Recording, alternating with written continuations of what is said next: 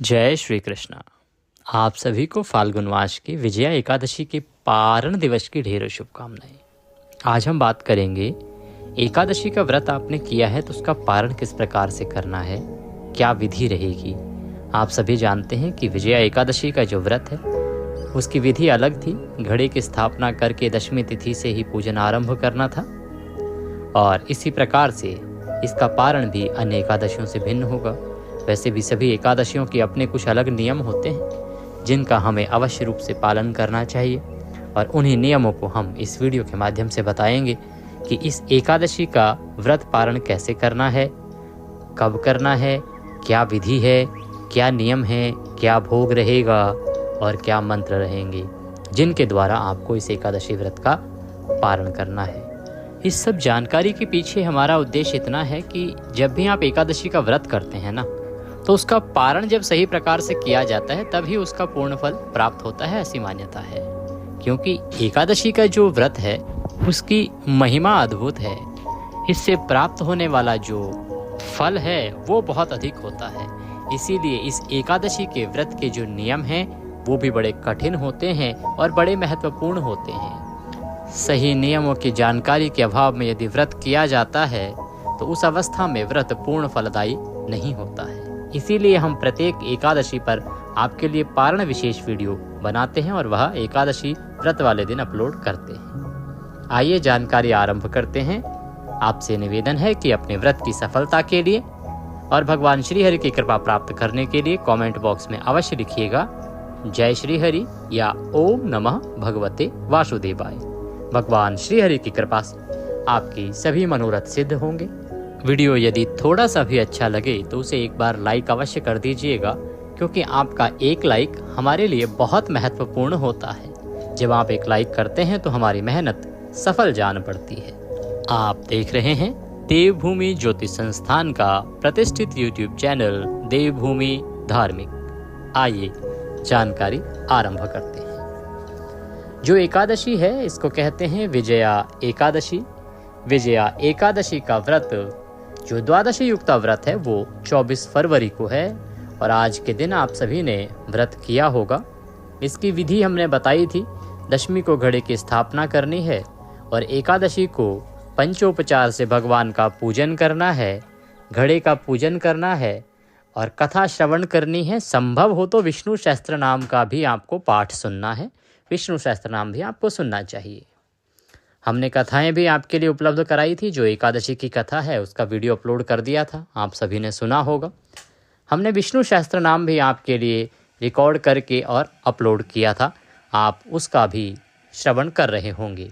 अगर नहीं किया है तो प्रयास कीजिए, समय निकाल के उसका श्रवण कीजिए, क्योंकि एकादशी पर विष्णु सहस्त्र नाम का फल अधिक बताया गया है। एकादशी व्रत वाले दिन से हम आरंभ करेंगे कि अब आगे के क्या नियम हैं, फिर हम पारण पर आएंगे, पारण की पूजा करेंगे और पारण के नियमों पर आगे आएंगे। तो एकादशी का आपने व्रत अब कर लिया है, कथा आपने सुन ली होगी, पूजन आपने कर लिया होगा जब तक कि हमारा ये वीडियो आपको प्राप्त होगा। पूजन करने के बाद जैसा कि कथा में वृतांत आया था, आपके सवाल भी थे कि कथा में लिखा है पंडित जी क्या करें, कथा में तो वर्णन आता है कि आपको सारा दिन घड़े के पास ही बिताना चाहिए, परंतु आज के समय में क्या ये संभव है। देखिए, हमें समय अनुसार कुछ चीज़ों में परिवर्तन करना होता है। ये सही है कि कथा में वर्णन आता है कि आपको घड़े के पास ही पूरा दिन व्यतीत करना चाहिए, परंतु आपके लिए जो रोजगार है उसको देखना आवश्यक है। कार्यालय जो आपका है, जहाँ पे आप काम करते हैं, उसको देखना आवश्यक है। ऑफिस जाते हैं उसको देखना आवश्यक है। तो जो भी आपका रोजी रोटी का क्षेत्र है, कार्य है, कार्यस्थल है, आप उसको कीजिए। ध्यान रखिए कि जब आप रोजगार के स्थल पर हैं, अपने ऑफिस में हैं, कार्यालय में हैं ना, बस शांत चित्त रहें, भगवान के चरणों में मन को लगाते हुए ही समय को व्यतीत करें, अपने काम पर ध्यान दें, परंतु इधर उधर की बातें अर्थात मन आपका भक्ति में ही होना चाहिए। शांत चित्त रहने की आवश्यकता है। किसी के साथ झगड़ा नहीं करें, किसी पे क्रोध नहीं करें, किसी को अपशब्दों का प्रयोग नहीं करें और शांत चित्त मन से भक्तिमय भाव से अपने दिन को व्यतीत करें। ब्रह्मचर्य एक अनिवार्य नियम है। इसका पालन आपने दशमी तिथि से ही आरंभ कर देना होता है और इसका पालन आप पारण तक करते रहेंगे। इस प्रकार दिन को व्यतीत करते हुए सायंकाल को जब भी आप घर पहुँचे तो अधिक से अधिक समय घड़े के पास ही बैठें। अगर आप घर पर हैं, ऑफिस से आ गए हैं, तो आप घड़े के पास ही बैठें, वहीं आसन लगा के बैठ जाएं और वहीं पर अपना समय व्यतीत कीजिए। सायंकाल को संभव है तो भगवान का कीर्तन कीजिए, भगवान के भजन चला लीजिए, सुन लीजिए, आप कर लीजिए।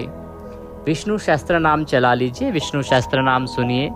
कथा एक बार पुनः सुन सकते हैं, क्योंकि ये जो कथा है ना, इसको जितना अधिक सुना जाता है उतना अधिक फलदायी इसको बताया गया है। जैसा कि कथा में भी वर्णन आता है कि इस कथा के सुनने मात्र से ही आपके जन्म जन्म के पापों का नाश होता है। आपको वाजपेय यज्ञ का फल प्राप्त होता है केवल इस कथा के पठन या श्रवण मात्र से ही।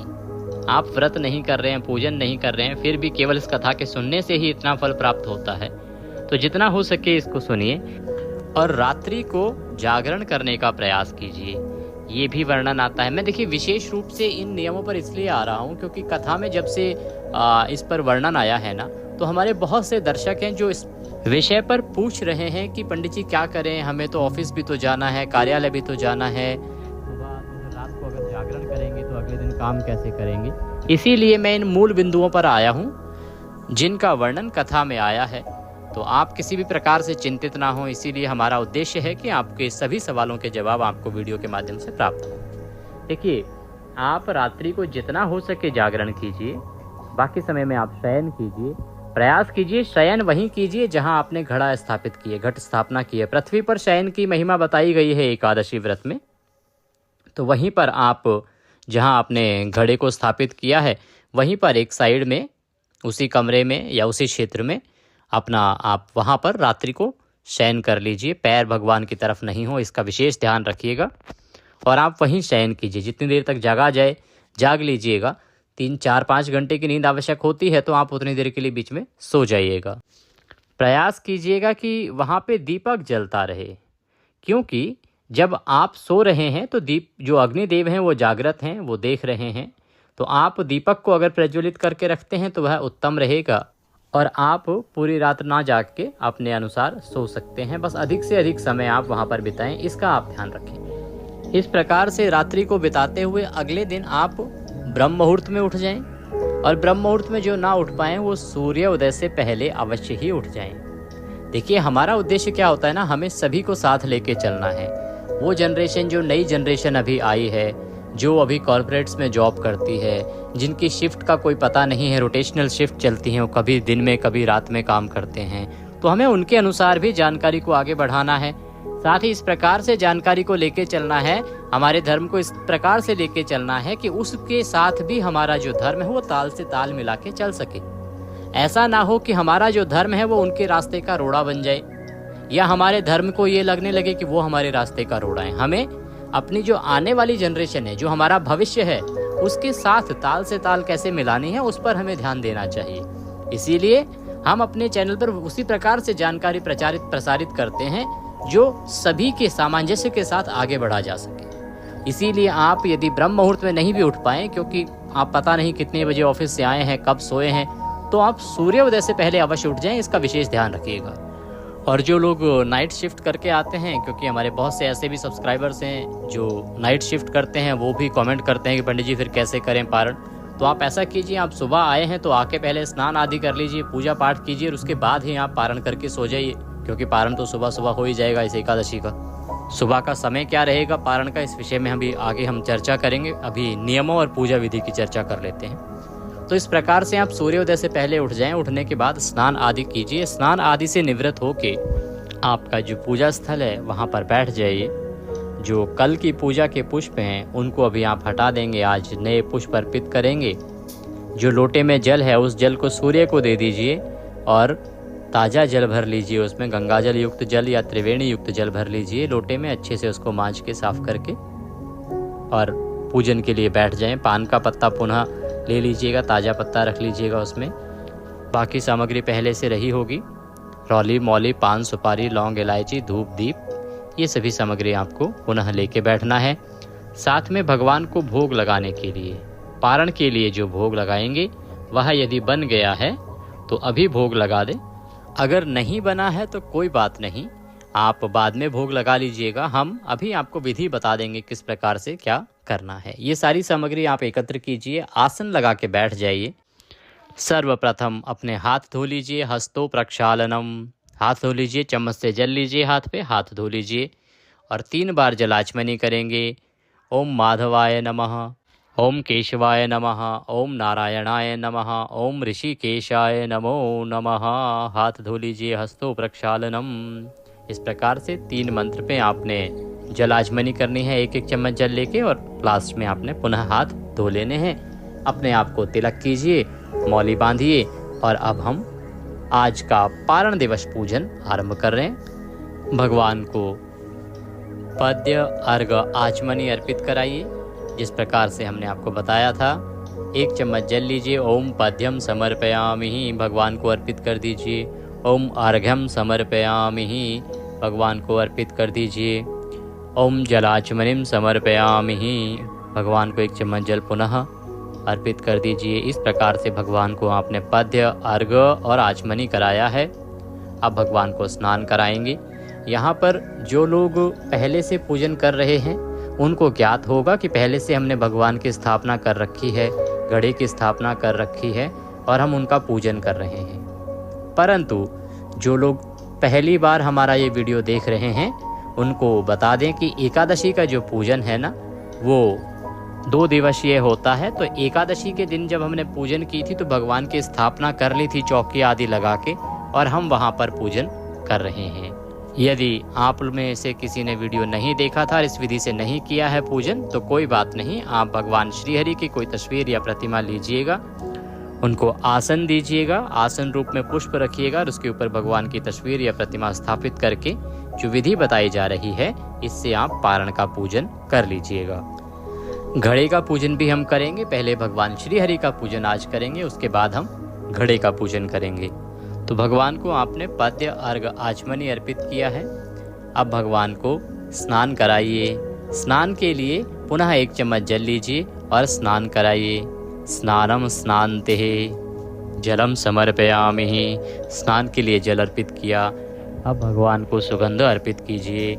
इत्र लगाइए भगवान को। इत्र को किसी पुष्प पर या रुई के एक टुकड़े पे लीजिए और रुई के उससे भगवान को अर्पित कर दीजिए। इत्र अर्पित कीजिए।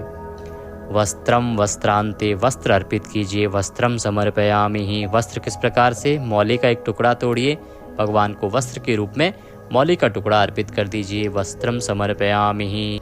वस्त्र के बाद भगवान को चंदन लगाएंगे। चंदनम महत्पुण्यम पवित्रम पापनाशनम, चंदन लगाइए, भगवान को प्रेम पूर्वक चंदन लगाएं। चंदनम समर्पयामि। चंदन के बाद पुष्पों की माला आपके पास है तो पुष्पों की माला पहनाइए। खुले पुष्प हैं तो खुले पुष्प अर्पित कीजिए भगवान को। पुष्पम समर्पयामि। धूप दिखाइए, दीप दिखाइए। धूप जला लीजिएगा पूजन आरंभ करने से पहले, और दीपक आपने पहले से जला के रखा होगा। 24 घंटे का एकादशी के दिन ही आपने आरंभ कर दिया होगा, तो आप धूप दिखाइए, दीप दिखाइए। जिन्होंने 24 घंटे का एकादशी का दिया नहीं जलाया है वो अभी दीपक प्रज्वलित करके और धूप दिखाएंगे, दीप दिखाएंगे। धूपम दर्शयामि, दीपम दर्शयामि, नैवेद्यम समर्पयामि। नैवेद्य अर्पित करेंगे। नैवेद्य में क्या, पीले रंग की कोई मिठाई है आपके पास तो वह भगवान को अर्पित कीजिए। पीले रंग की मिठाई नहीं है तो आप फल भी अर्पित कर सकते हैं, अन्यथा मिश्री लीजिए और मिश्री भगवान को भोग के रूप में, नैवेद्य के रूप में अर्पित कर दीजिए। ये पारण का भोग नहीं लगा रहे हैं, पूजा में जो नैवेद्य अर्पित होता है उसकी बात कर रहे हैं हम। तो नैवेद्य के रूप में अर्पित कीजिए। जल आचमनी कराइए। जल आचमनिम समर्पयामि। जल आचमनी के लिए 1 चम्मच जल लीजिए और वह अर्पित कर दीजिए। जल आचमनी कराइए। जल आचमनी के बाद तांबूलम पूंगी फलम, तांबूल अर्पित कीजिए। तांबूल कैसे, एक पान का पत्ता लीजिए, उसमें 2 लौंग, 2 इलायची, 1 सुपारी रखिए, उसका पान का बीड़ा बनाइए और वह अर्पित कीजिए। तांबूलम समर्पयामि। तांबूलम पूंगी फलम शुभ दक्षिणायाम शुभदो वरदो भवः। अब भगवान को दक्षिणा राशि अर्पित कीजिए। दक्षिणा में जो भी आप अर्पित करना चाहें दक्षिणा अर्पित कीजिए, भगवान को प्रणाम कीजिए। इस प्रकार से ये पूजन किया है। पूजन पूर्ण नहीं हुआ है पारण का, अभी केवल आपने भगवान का पूजन किया है। अब आपने जो घड़े की स्थापना की थी उनकी पूजा करनी है। पूजा करने के लिए 3 बार जल के छींटे दीजिए उनको। पद्य अर्घ आचमनी के रूप में एक पुष्प ले लीजिए, पुष्प से 3 बार जल के छींटे दीजिए। आप उन्हें पद्य अर्घ आचमनी अर्पित कर रहे हैं। तिलक कीजिए, घड़े पे तिलक कीजिए और वस्त्र के रूप में मौली अर्पित कीजिए। वस्त्र के रूप में मौली का एक टुकड़ा तोड़िए और वह वस्त्र के रूप में अर्पित कर दीजिए। पुष्प अर्पित कीजिए, माला है तो माला पहना दीजिए, पुनः नई माला पहना दीजिए। धूप दिखाइए, दीप दिखाइए। नैवेद्य के रूप में आपके पास मिठाई है तो वह नैवेद्य अर्पित कीजिए। नैवेद्यम समर्पयामि, नैवेद्य के रूप में मिठाई है तो मिठाई चढ़ा दीजिए। फल है तो फल अर्पित कर दीजिए, ड्राई फ्रूट्स हैं ड्राई फ्रूट्स अर्पित कर दीजिए, और अगर ये ना हो तो मिश्री अर्पित कर दीजिए। और पुनः जलाचमनी कराइए, एक बार फिर से जल के छींटे दे दीजिए। शुभ दक्षिणायाम शुभदो वरदो भवः। शुभ दक्षिणा, जो भी दक्षिणा राशि आप अर्पित करना चाहते हैं वह दक्षिणा चढ़ा दीजिए और नमस्कार कीजिए। इस प्रकार से ये पूजन घड़े का किया आपने और भगवान श्री हरि विष्णु का किया आपने। इसके बाद आरती करेंगे। आरती के लिए थाली सजा लीजिए, कर्पूर से आरती करेंगे हम। आरती करने के बाद भोग लगाएंगे भगवान को, और भोग लगाने के बाद होगी आवश्यक प्रक्रिया जो होती है पुष्पांजलि। पुष्पांजलि के बिना जो व्रत का पूजन है ये पूर्ण नहीं होगा। पुष्पांजलि एक आवश्यक प्रक्रिया है जिसको करना बहुत आवश्यक है, वो करेंगे। तो भोग की थाली सजाइए। अब बात आती है भोग में क्या बनाना है जी, क्या लगाना है, किसका भोग लगाना है। भोग में देखिए, इस एकादशी पर विशेष रूप से एकादशी के दिन आपको मखाने और केसर की खीर का भोग लगाना था, हमने आपको बताया था। पारण वाले दिन खीर पूड़ी का विधान बताया गया है। इस एकादशी पर आप खीर पूड़ी का भोग लगाएं।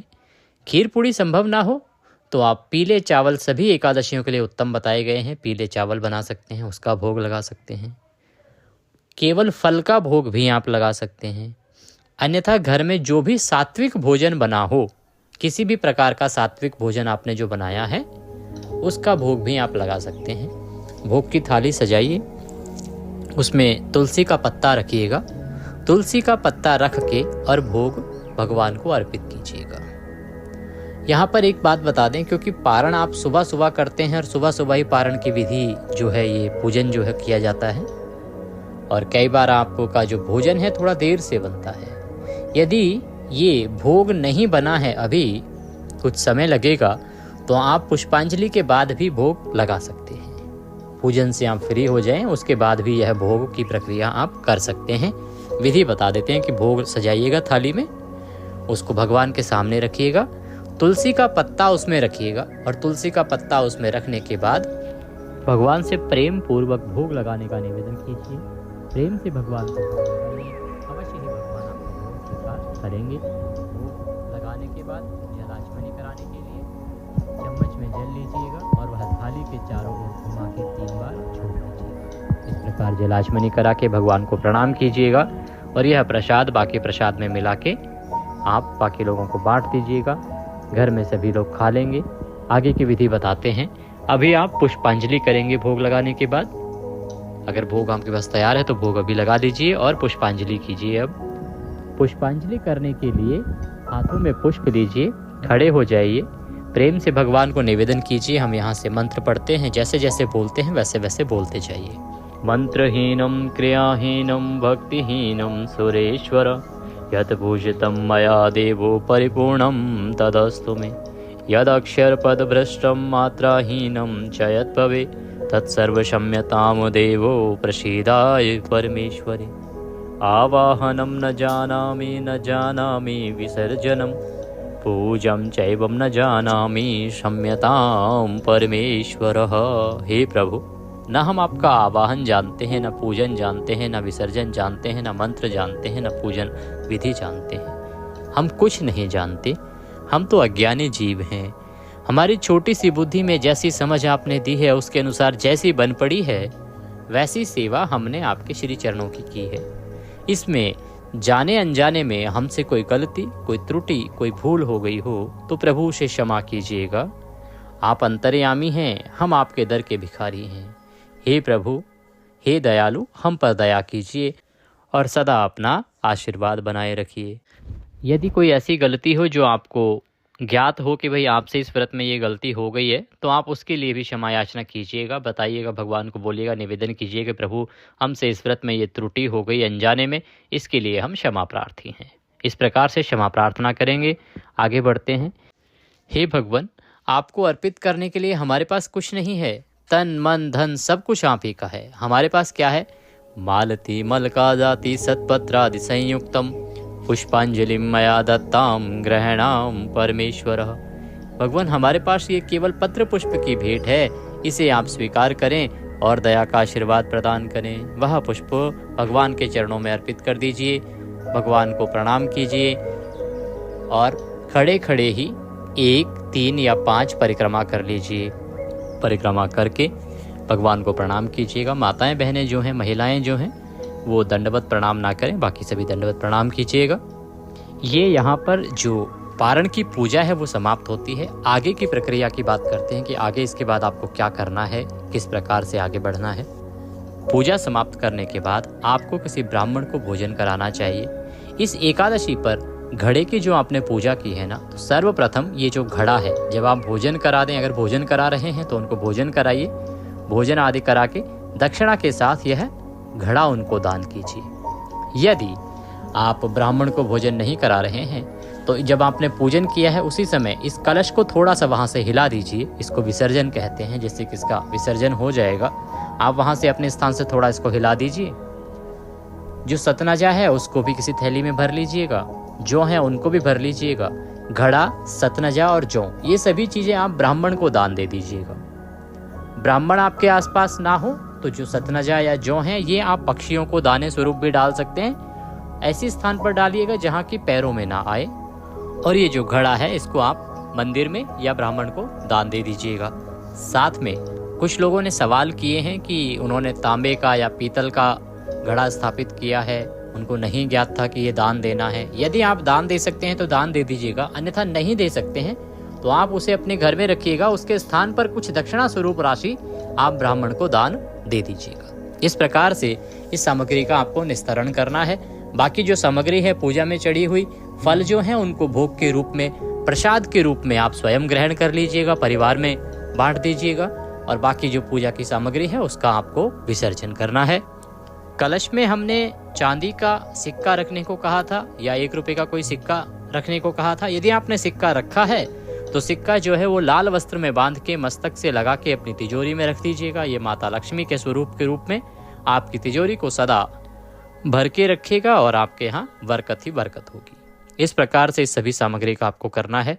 ब्राह्मण को भोजन कराइए। भोजन नहीं करा सकते हैं तो आप कुछ दान अवश्य कीजिए। जैसे आप दूध का पैकेट ले लीजिए, बिस्किट साथ में रखिए और वह दक्षिणा के साथ दान कर दीजिए, या आप बिस्किट आदि लीजिए और उसके साथ दक्षिणा रख के वह दान कर दीजिए।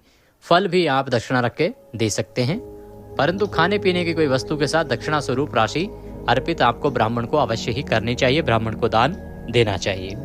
आप ब्राह्मण के निमित्त यदि कोई भी दक्षिणा राशि आदि भेजना चाहते हैं तो जानकारी प्रदान की गई है, वहां से आप जानकारी ले लीजिएगा, अन्यथा कमेंट बॉक्स में लिख के पूछ लीजिएगा।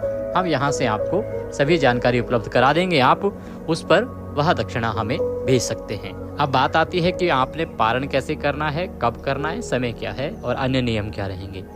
देखिए, पारण के लिए आप बैठ जाइएगा, आसन लगा के बैठ जाइएगा, तुलसी का पत्ता मुंह में रखिएगा, ओम नमः भगवते वासुदेवाय मंत्र का 5 बार जप कीजिएगा और तुलसी के पत्ते को खाने के बाद पानी पी लीजिएगा। इस प्रकार से आप व्रत का पारण कर लीजिएगा। उसके बाद जो भी आहार आपने लेना है, जिससे आपने भोग लगाया है भगवान को, सबसे पहले वह खाइएगा। उसके बाद घर में जो भी आपके पास खाना बना हो वो खा सकते हैं। पारण के समय जो आहार आप ले रहे हैं ध्यान रखिएगा वह सात्विक होना चाहिए, लहसुन प्याज आदि उसमें नहीं होना चाहिए। इस प्रकार से आपने पारण करना है। अब बात आती है कि करना कब है। देखिए, पारण के जो समय का निर्धारण है ना, वो होता है कि व्रत के अगले दिन सूर्योदय के बाद द्वादशी तिथि के पहले 5.5 घंटे निकल जाने के बाद पारण करना चाहिए। इन नियमों को हमें मुख्य रूप से मानना होता है। इन तीनों नियमों को ध्यान में रखते हुए जो पारण का समय 25 फरवरी को निकला है वो रहेगा 6:50 से और 9:17 तक। इस समय में आप पारण कीजिएगा, अति उत्तम रहेगा। जानकारी थोड़ी सी भी अच्छी लगी हो तो वीडियो को एक बार लाइक अवश्य कर दीजिएगा। मनोकामना पूर्ति के लिए कमेंट बॉक्स में अवश्य लिखिएगा जय श्री हरि या ओम नमः भगवते वासुदेवाय। चैनल पर नए हैं तो चैनल को सब्सक्राइब करते जाइएगा, जिससे कि सभी सही जानकारियाँ आपको प्राप्त होते रहें, क्योंकि ये एक प्रतिष्ठित ज्योतिष संस्थान का चैनल है और यहाँ पर सभी जानकारियाँ पंचांग और ज्योतिष शास्त्र के आधार पर ही दी जाती हैं। मनगढ़ंत या इधर उधर से कोई बातें नहीं की जाती हैं। तो सही जानकारियाँ प्राप्त करते रहने के लिए कृपया चैनल को सब्सक्राइब करते जाइए। जय श्री